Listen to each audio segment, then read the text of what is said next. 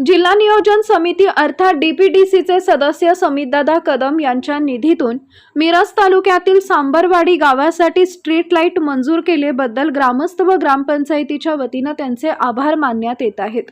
याबाबत अधिक माहिती देत असताना गावचे लोकनियुक्त सरपंच अशोक पांडुरंग शिंदे यांनी सांगितले की आज रोजी मळा भागातील स्ट्रीट लाईटसाठी विजेचे खांब आले असून लवकरच पुढील कामास गती मिळेल।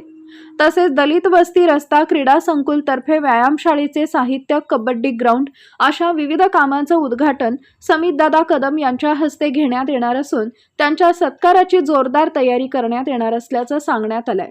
या कामासाठी माजी सरपंच सागर ऐवळे सदस्य उदय यादव यांचे मोलाचे सहकार्य लाभले।